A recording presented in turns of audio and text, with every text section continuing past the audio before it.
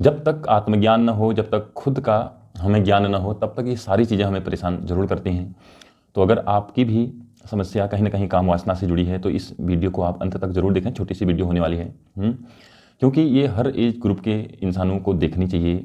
हर age group में समस्याएं बहुत सर चढ़कर बोलती हैं, तो इनसे उठने का मौका है। तो आचार्य जी ने इस पर लिखा हुआ है, तो आप जरूर सुनें। ओके, तो अध्याय 5 है लड़का लड़की के खेल में जवानी की बर्बादी। लड़का लड़की के खेल में जवानी की बर्बादी। प्रश्नकर्ता कहते हैं, आचार्य जी, आज से 6 साल पहले एक लड़की की ओर आकर्षित हुआ। मेरे प्रेम की गुणवत्ता वही थी जो सामान्यतः मेरी उम्र के किसी भी लड़के की होती है, किंतु उसी लड़की का पिछले वर्ष किसी दूसरे लड़के से प्रेम संबंध हो गया। मैं पिछले 5 वर्षों से सिविल सर्विसेज की परीक्षा की तैयारी कर रहा हूं और लगातार असफल हो रहा हूं। मैं इससे बाहर कैसे आऊं? कृपया मेरा मार्गदर्शन करें। आचार्य प्रशांत जी कहते हैं, सब काम करोगे, मेहनत भी कर लोगे, मगर मजे में बैठकर खाने का आसरा न हो तो।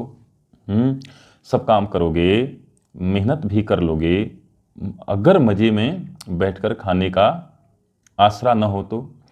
सवाल बहुत हैं आज और समय भी कम है, तो मुझे जरा बात कम शब्दों में चोट देकर बोलनी पड़ेगी। सुनिए, ये सुनने वाली बातें हैं, ध्यान से सुनिए, जीवन बदलेगा। कोई नहीं अपनी जवानी के 5 साल खराब करे। कोई नहीं अपनी जवानी के 5 साल खराब करें अगर उसके पीछे लोग न हों जो उसको बैठाकर खिला रहे हों। हिम्मत ही नहीं पड़ेगी। ये बात न प्रेम की है, न भावनाओं की है, न प्रतियोगी परीक्षाओं में असफलता की है। बात सीधी सीधी यह है कि अधिकांश ऐसे मामलों में पीछे माँ बाप बैठे होते हैं जो लड़के को घर में बैठाकर आसरा देने को तैयार होते हैं, और इसलिए हिंदुस्तान में ऐसे मामलों में जो प्रतिभागी होते हैं वो लड़का ही होता है। अभी भी लड़कियों को तो 5-10 साल घर पर नहीं बैठाया जाता कि तुम बैठकर सिविल सर्विसेज की परीक्षा की तैयारी करो। लड़कों को कह दिया जाता है, हाँ लाल, आओ बैठ जाओ, सुबह पराठा भी मिल जाएगा, दोपहर में बढ़िया खाना भी, और रात को घी लगाई रोटी, और बताओ क्या चाहिए। फिर ये खेल ऐसा है जिसमें परिणाम साल में एक बार आता है और पूरे जमाने को पहले ही पता है कि परिणाम में असफलता की संभावना ज्यादा है। तो तुम असफल हो भी गए तो कोई लानतें नहीं भेजता, उंगली नहीं उठाता, क्योंकि इन परीक्षाओं में बैठने वाले लोगों में 99.9% लोगों को असफल होना ही है। 10-20 लाख लोग बैठे रहते हैं, रिक्त पद होंगे 800 या 1000, तो लगा लो प्रतिशत। तो बस, तो सबको पहले ही पता है कि संभावना पूरी इसी की है कि लाल का चयन होगा ही नहीं। अब चयन न होने पर तुम 10 लाख लोगों में 2000वें स्थान रखते हो, चाहे 9 लाखवां स्थान रखते हो। परीक्षा परिणाम तुम्हें बस इतना ही बता देगा कि नहीं श्रीमान, खेद की बात है कि आपका चयन नहीं हुआ। फिर इस आधार पर तो आपसे उत्तर मांगने कोई नहीं आएगा कि तू साल भर घर पर बैठा था, 10 लाख लोगों में तेरा 9 लाखवां स्थान क्यों आया। वहां तो फिर अचयनित सब बराबर, चयनित है ना, अचयनित अचयनित सब बराबर, चाहे उसकी रैंक अच्छी हो या बुरी हो, है ना, सब बराबर। अगर 1000 रिक्तताएं हैं, यानी जो वैकेंट सीट हम 1000 हैं, जिसकी स्थिति या श्रेणी 2000 है और जिसकी श्रेणी 9 लाख है, वो बस एक बराबर हो गए ना, दोनों को ही कुछ नहीं मिला। यहां तो ये है कि या तो अंदर हो या बाहर हो, बीच वाले की तरफ कोई जगह नहीं। बीच वाले की तो कोई जगह ही नहीं, बीच वाले की यहाँ कोई जगह नहीं होती है। तो ठीक है, आपको भी पता है कि साल भर घर पर बैठे हैं, जब परीक्षा परिणाम आएगा तो कह देंगे, गिरते हैं सहसवार ही मैदाने ए जंग में, अरे हमने यूपीएससी की तैयारी करी थी, उसमें तो बड़े बड़े असफल हो जाते हैं, तो हम असफल हो गए, ये कोई लानत की बात है। इतने लोग बैठे थे, वो भी तो असफल रहे, हम भी असफल हो गए। कोई रोज तो रिपोर्टिंग करनी नहीं पड़ती, बेटा आज इतनी दूरी तय की है, कितनी दूरी तय की है, आज कितनी पढ़ाई करी है, कितना काम किया है। साल भर के बाद एक दिन के बाद परिणाम आता है, वो एक दिन झेल जाना, वो एक दिन घर में मातम मन लेगा, है ना, रोशनी नहीं जलेगी, रोटी नहीं बनेगी, एक ही दिन की तो बात है। यही रोज रोज परिणाम आते तो दिक्कत हो जाती। सिविल सर्विसेज परीक्षा का प्रारूप कुछ ऐसा ही होता है कि हर 10 दिन में एक होता कि हर 10 दिन में एक परीक्षा होगी और हर 10 दिन में उसका परिणाम निकलेगा तो परीक्षार्थी ही 10% रह जाएं। मैं बता रहा हूं, क्योंकि हर 10 दिन में पोल खुलने लगेगी, हर 10 दिन में पोल खुलने लगेगी। साहब कितने पानी में हैं, अभी तो साल भर आराम करने का लाइसेंस मिल जाता है। मुझे माफ करना, तुमने बड़ी आस्था से मुझसे प्रश्न पूछा और मैं बड़े कड़वे शब्दों में बोल रहा हूं, पर तुम्हारे हित के लिए ही बोल रहा हूं।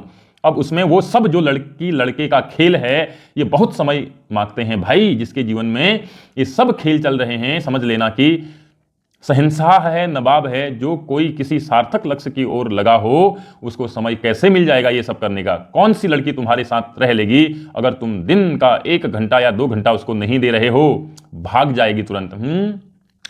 गर्लफ्रेंड, बॉयफ्रेंड इत्यादि का जीवन में आने का अर्थ ही है जो तुम्हारे दिन के 10-12 घंटे जागृति के होते हैं, उसमें से 2-4 घंटे तो उसके नाम के हो गए। मुझे दिखा दो ऐसी गर्लफ्रेंड बनाकर जिससे तुम 15 दिन में 15 मिनट बात करते हो, दिखा दो। गर्लफ्रेंड का मतलब ही होता है मैंने समय तुझको दिया, दिल तुझको दिया नहीं, समय तुझको दिया। और जब समय इधर दिया तो समय उधर कैसे दोगे बेटा? यही करना है तो यही कर लो, फिर अफसोस क्यों मना रहे हो कि वो किसी और के साथ चली गई, तुम भी चले जाओ किसी और के साथ। ये खेलने के लिए तो जितने जिस्म हैं सब बेताब हैं। कौन है जिसको नहीं मिलेगा? एक नहीं मिला दूसरा मिलेगा, जो नहीं मिल रहा उसे बेहतर मिलेगा। दुनिया में जिस्मों की क्या कमी है?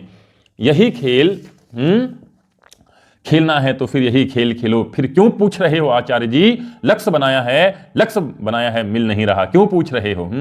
लक्ष्य तो तुम्हारा कुछ और है, वहीं चली गई तो जाने दो, वो कहीं चली गई तो जाने दो, जो भी कर रही करने दो।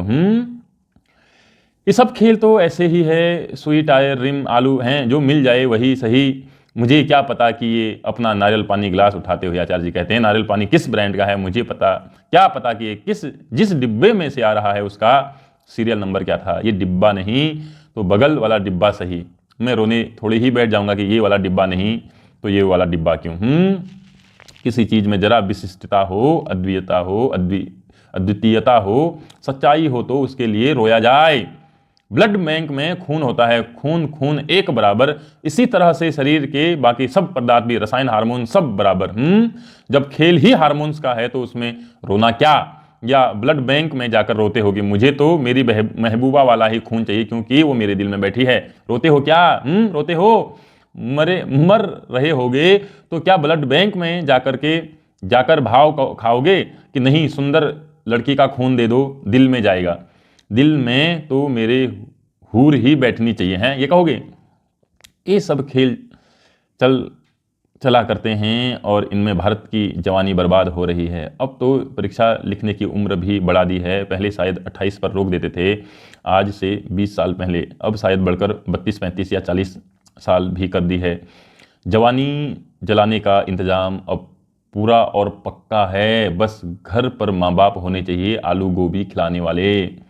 ध्यान से सुनिए आचार्य प्रशांत जी क्या कहते हैं। जो उम्र ऊंचे से ऊंचा काम करने में, चुनौतियां स्वीकार करने में, जीवन की प्रतिमा को रूप और सौंदर्य देने में जानी चाहिए, वो जा रही है सरकारी नौकरियों की कोचिंग के दरवाजा खटखटाने हुए, सरकारी नौकरियों की कोचिंग के दरवाजे खटखटाते हुए। सरकारी नौकरी मिल जाए, सरकारी नौकरी मिल जाए।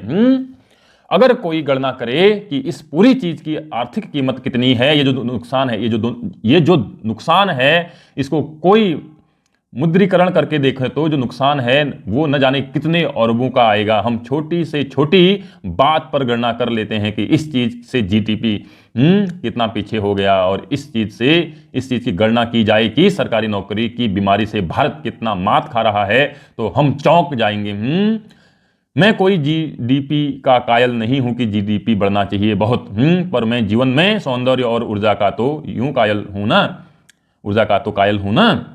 मैं इस बात की अवहेलना कैसे कर दूं कि 20 साल वाले, 25 साल वाले छोटे छोटे घुटने भरे कमरों में घुसे हुए 5-5 साल तक और कंपटीशन की तैयारी कर रहे हैं। क्या शुक्ला जी, क्या करता है लड़का? कंपटीशन की तैयारी करता है। आधा करियर तो तुमने प्रतियोगी परीक्षाओं की तैयारी में करने में गुजार दिया।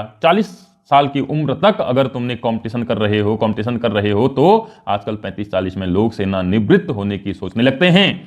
परीक्षा देनी है तो समय बांधो अपने लिए, 1 साल या 2 साल, 1 प्रयास या 2 प्रयास, उससे ज्यादा नहीं। बिल्कुल अपने ऊपर प्रतिबंध रख दो कि ठीक है, सिविल सर्विसेज देना है तो अधिक से अधिक 2 प्रयास, उससे आगे नहीं। और 2 बार में न हो चयन तो ईमानदारी से झोला उठाओ, कमरा खाली करो, बाहर निकलो, कोई काम धंधा ढूंढो अपने लिए। ये घर की रोटी तोड़ना बिल्कुल ठीक नहीं है, इसको बंद करो।